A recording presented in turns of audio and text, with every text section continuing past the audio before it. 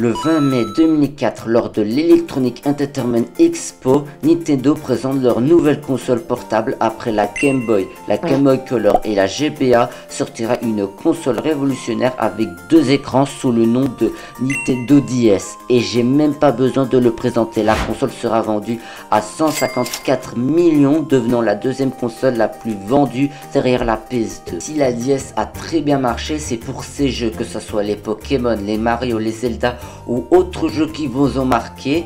À ce moment-là, on se dit que Nintendo a gagné beaucoup d'argent et que ça permet de faire d'autres projets. Oui, pour la console, mais non pour les jeux. Pourquoi vous vous dites? Parce que les jeux n'ont pas été joués par beaucoup de joueurs. S'il a été beaucoup joué par les joueurs, mais sans avoir les achetés. Comment vous me direz-vous? Bah en piratant, ça date pas d'hier. Déjà la PS2 était victime de ça. Mais le pire dans l'histoire, c'est que la DS est la console la plus sécurisée à l'époque. Mais alors comment les hackers ont fait pour pirater la console? Pourquoi Nintendo n'a pas réagi? Comment les autres joueurs ont fait pour jouer à plein de jeux sans avoir payé une seule centime? C'est ce qu'on va voir dans cette vidéo. On est en 2004, Nintendo est à son prime sur les ventes de ses consoles, surtout les consoles portables. Après la Game Boy et la GBA qui ont très bien vendu, la DS sera sortie qu'au Japon en 2004. Il fallait attendre un an pour que la console sorte en Europe et en Amérique. Elle est équipée de plusieurs fonctions apparemment rares, voire inédites dans le domaine du jeu vidéo portable, tels que deux écrans recto éclairés simultanément, dont un écran tactile, un microphone, deux ports cartouches, un pour les jeux Nintendo DS, un autre pour les cartouches de jeux GBA, deux haut-parleurs compatibles ou encore le Wi-Fi intégré permettant de connecter 16 consoles entre elles. Si la console permettait de faire tourner des jeux comme Mario Kart sans avoir la cartouche, si bien sûr l'autre a la cartouche, et c'était révolutionnaire à l'époque, mais tu dois sûrement jouer Mascasse. Pigeon, je suis le pivert qui casse le cul de ta go. Sucez-moi la bling, c'est ma fusée, bâtard. Petit con.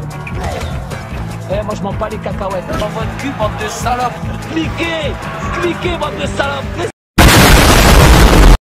Certes, la console était très bien vendue comme je l'ai dit à l'intro, mais il y a certaines personnes sous le nom d'hacker qui veulent pirater la console. Et il veut surtout jouer au nouveau jeu Pokémon qui sort le mois prochain sans avoir dépensé un seul centime. Le rat. Discret, prudent, intelligent et très proche de l'homme. Déjà de 1, je préviens, mais toute tentative de piratage sera sanctionnée de 5 ans de prison et 300 000 € d'amende. Combien? Et de 2, ça sera impossible de pirater la console car il y a 3 types de protection. Je vais pas tout les dire car je connais rien en code codé, mais ce que j'ai retenu c'est que la console fait une vérification de la cartouche avant de lancer le jeu. Et s'il y a un problème, il va afficher une erreur et refuser de lire le contenu de la cartouche. C'est assez fou que la Nintendo DS embarque tous ces systèmes de protection. À titre de comparaison, à la GBA, sortie seulement 3 ans plus tôt, n'embarque qu'un seul type de protection et c'est au niveau de la cartouche. Donc impossible de hacker la console avec ce système de sécurité. Mais comme souvent, c'est à ce moment-là qu'un petit génie vient sous le nom de Martin Kortz, qui est connu pour avoir développé un émulateur pour jouer aux jeux Game Boy, Game Boy Color et GBA qui émule extrêmement bien les jeux, mieux que ses concurrents. Mais en 2006, il souhaite adapter son émulateur pour qu'il puisse émuler la Nintendo DS. Sauf pour émuler la DS, il doit comprendre le fonctionnement.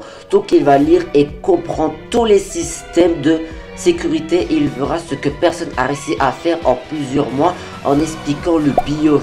Alors le BIOS, qu'est-ce que c'est? Le BIOS en français est un système élémentaire d'entrée. C'est le premier programme chargé en mémoire lors du démarrage de la console. Grâce à ça, on peut vite comprendre comment la DS chiffre et déchiffre les données de la cartouche, ce qui permet de connaître les codes pour créer une cartouche identique pour que la console lance le jeu sans afficher une erreur. Ce qui a pensé ce type de développeur chinois en créant la R4. Mais qu'est-ce qu'une R4? Une R4 est un flash card compatible à la Nintendo DS qui contient une mémoire flash avec un code signé grâce aux clés de chiffrement qui ont été trouvées. Elle va faire croire à la console que la cartouche est officielle. Sortie en 2007, la R4 sous le nom de Revolution 4 DS permettait de jouer aux jeux téléchargés sur des ROM avec une carte SD. Ça veut dire que vous pouvez jouer à Pokémon Noir et Blanc gratuitement sans avoir payé le jeu. Ce qui est incroyable. Imaginez une personne comme moi qui a pas d'argent car... Mais il doit juste télécharger le jeu sur internet pour pouvoir jouer sans aucun problème. En plus, la cartouche coûtait que 40 € pour plusieurs jeux. Voilà, j'aime bien. En plus, on peut même utiliser des cheat codes. Vous connaissez l'accès de replay qui permet de te tricher sur DS, surtout pour les jeux Pokémon. Bah, on peut utiliser sur R4, sauf qu'il y a un problème. Déjà, à cause de ces codes de triche, bah, il y a plein qui trichent en ligne, comme dans Mario Kart DS, qui était impossible de jouer tranquillement sans le moindre triche d'un joueur. Plus sur Animal Crossing qui faisait crash ta cartouche à cause des seeders qui te fait rajouter plusieurs éléments comme les musées, les maisons et autres. À cause de ça, plusieurs joueurs devaient racheter un autre cartouche car l'ancien marchait plus. Et le pire dans l'histoire, c'est que Nintendo pouvait rien faire car déjà contrairement à la Wii ou la 3DS, la DS ne postait pas de mise à jour. Et même s'ils voulaient changer les clés de chiffrement, ça ne marchera pas car les jeux eux-mêmes ne sont pas changés, donc il ne sera pas lu sur les dernières consoles. Donc je peux profiter sans que Nintendo dise rien. Car oui, même si dans certains pays la R4 est mise au marché, ben d'autres pays trouvaient ça illégal comme le Japon et la Corée du Sud qui interdit la R4. Et Nintendo devait attendre plusieurs années avant que certains pays comme la France, l'Italie, l'Allemagne et le Royaume-Uni interdisent les flashcards. Même sur le terrain judiciaire, Nintendo était sous l'eau. C'était officiel, Nintendo avait perdu contre le piratage. Bien sûr, faut pas voir la R4 comme une cartouche illégale. Certes, à cause de la R4, beaucoup d'éditeurs sont ruinés et fermés comme Alpha Dream, le studio derrière les jeux Mario et Luigi. Mais depuis que la R4 est sortie, les ventes de la Nintendo DS ont explosé, permettant de devenir la deuxième console la plus vendue. Je pense que vous êtes beaucoup à avoir une R4 et je crois que c'est grâce à ça que vous avez découvert beaucoup de jeux Nintendo. Est-ce que c'est peut-être pas grâce à la R4 qu'on est devenu fan de Nintendo, même de jeux vidéo? Je vous laisserai dire ça en commentaire. Moi c'était Improbago Léon et je vous dis au revoir.